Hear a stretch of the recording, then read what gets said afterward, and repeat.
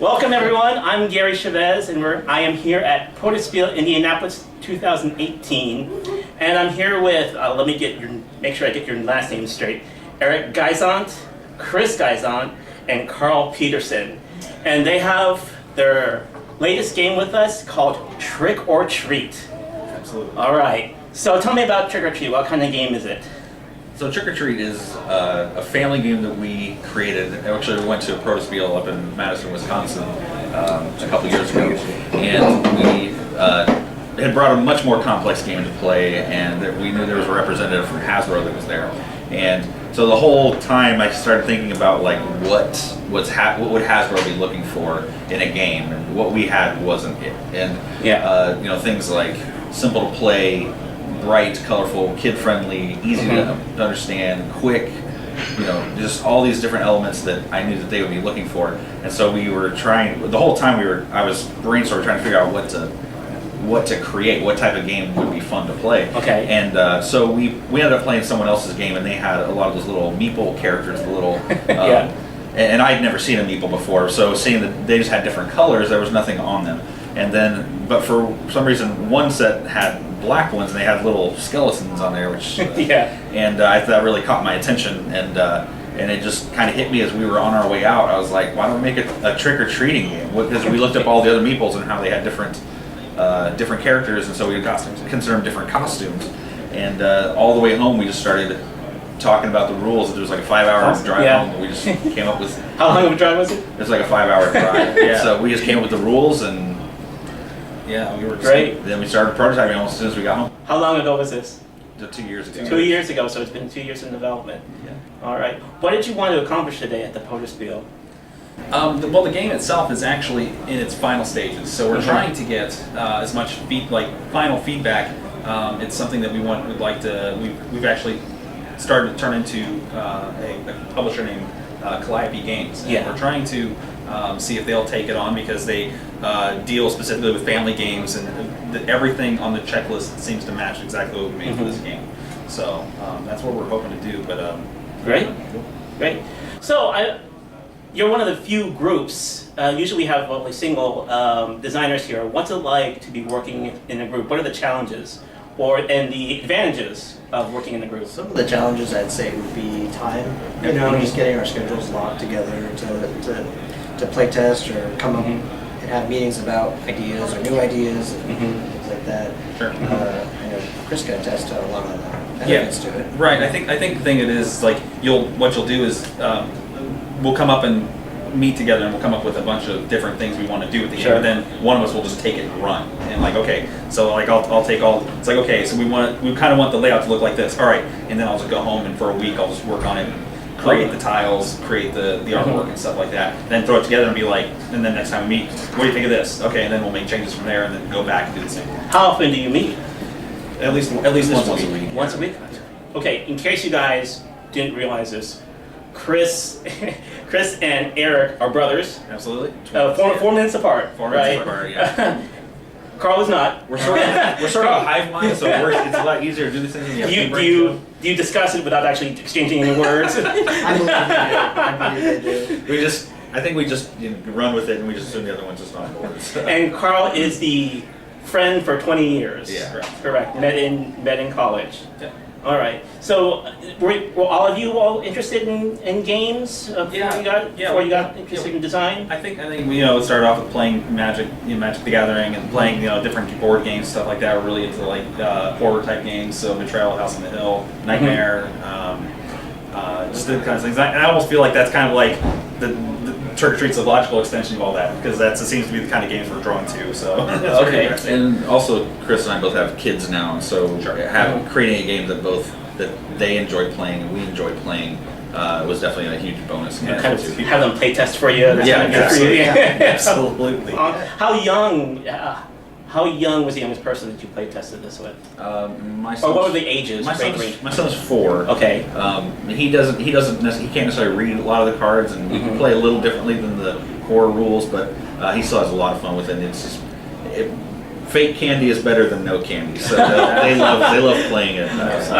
So awesome. I have a 7-year-old, a 5-year-old, and a 3-year-old. They all can play, 2 of my kids can't read, so there's only one thing that we tweak with the game settings that requires reading we take out, but it's still fun for them because they get candy. That's all that's important to them is getting the candy trick-or-treating. What age range are you shooting for? We're shooting for 6 and above is what we're trying to shoot for. So and we mean can, like reading, being able to read. sure, is absolutely, the minimum. absolutely. Okay. And 6 and above seems to be working out pretty good. The unfortunate thing is we have to go through a publisher to do that because because we're independent, we can't create games for anyone under the age of 12. Yeah. So right now it's actually set for 12 and above, though, for legal standards, and that's something we have to look at. So Like children 6 and older, anyone who's 6 and older can definitely Okay. enjoy the game. How- That's full potential. How did you connect with Calliope Games? we actually were told about Calliope Games through JT at GameCrafter, Okay. GameCrafter.com. We had him sit down with us at Madison and play test the game, and once he'd given us a few things to tweak. He said it's almost there, but once it gets there, contact Calliope Games. Calliope Games, Okay. they're the people who get like the family games inside of Target, Walmart, Meijer, and those kinds of stores. And that wasn't something solicited, it just sort of spontaneously happened. You were there, he saw it, and he said, I think I know someone who might be interested in this. Absolutely, and that was one of the things too, because he asked if we wanted to self-publish, do like Kickstarter, or did we want to actually find a publisher. And for us, it just makes a lot of sense to actually find a publisher and take it on. Okay. What was the biggest design challenge for this game, and how did you resolve that challenge? I think the biggest design challenge was trying to make sure that it was it was kind of engaging for adult players too, because the kids love it and the grown-ups love it too. It's just that we want to like make it so that way older players can get a chance to interact more, make more decisions, and we did that by creating more trick cards, because originally it was each player gets one trick card, and it's a 15-minute long game, which is fine, but people would run out of their trick cards very quickly. So what we changed it to 2 trick cards, and the game played completely different. It was much more fun. It was very You have it interactive. where you can recycle trick cards more, you can draw more cards, you get a lot more trick cards to play against each other, and now you're choosing when to play those in adults. Paying It makes attention. and it makes the game a lot more fun for adults because it can change the dynamics of the game very quickly. Okay. Absolutely. What, if you were to meet a new designer, what advice would you give them? What have you learned through this process of making Trick or Treat that you would pass on to a new designer? Well, we've got a couple games kind of under our belt, but the biggest thing is it's following through, honestly, because a lot of people get a lot of ideas, and the biggest hurdle is following it through to the end. That, you'll get a lot of people play tested, and if you get it's real easy to get negative feedback and completely shut down. Oh, yeah. Because and it may not be negative in the fact that like this game is horrible, or whatever. It's like people will give like constructive criticism, and people sometimes take that to heart. It's like You I'm may be close to this. so invested in Yeah. your own design, your own mechanics that if someone tries to bring it up to you, you can be like, oh well, I don't want to do that, or and Sure. just be like, this is stupid, I'm not doing it anymore, or get to the point where you're so rigid that other people may be trying to show you what is legitimately something that's wrong with your game, and you, by not listening, you could be hurting yourself that way too. Yeah, to piggyback on that, just so don't be afraid to try some of those design changes. Just make a little prototype on a piece of paper. If it doesn't work, it's great. You tried it. I mean, sure. And sometimes things work better than you thought they would, right? Yeah, oh, absolutely, absolutely. Yeah, that was the biggest thing. Was like we kept hearing people say like, "Oh, there's not enough decision making." And first we were like, "Well, kids don't make a lot of decisions. How much decisions do you really make in Candyland?" And then it was like, but then JT came to town and he made it, because we were kind of against that. It was like, who cares about the decision making? But then it was like, your target audience is family, not kids. Sure. It was like, oh, I got it. Okay. And it was one of those things like, until he said that, it was we felt that pushback, like I think we know who we're marketing to, but then it was like, oh, we don't know who we're marketing to, and then after that it became very clear. And once you do that, once you kind of get over that hump, you try other stuff too. Absolutely. That's just kind of the nature of this. Absolutely. If someone wanted to keep track of where Trick or Treat is in development or being published, is there a Facebook page or a website that they can go to? Yeah, if you go to 317games.com, that's where you can find all the information on this. We have you can see some of the other games that we're working on. We have the license for Quest of Shadowgate that we're trying to get published too. So which is a IP from the original Nintendo, Yeah. people from the original Nintendo. So that's pretty cool. But we've got things like that. We even have a collector's documentary Yeah. so that we did a couple Okay, years ago. cool. It's pretty awesome. So Great. 317 Games. 317 Games. I'll put it on a big banner at the end of the video after my logo.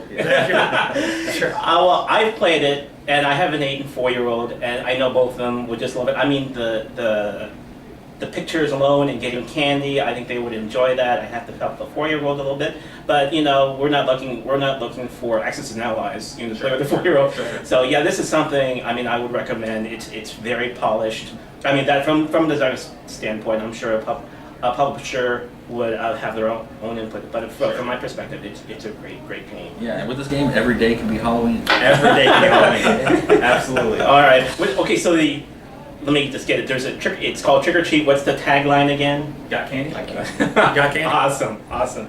All right, Eric, Chris, Karl, thank you very much. Thank you. Thanks for having us out. All right.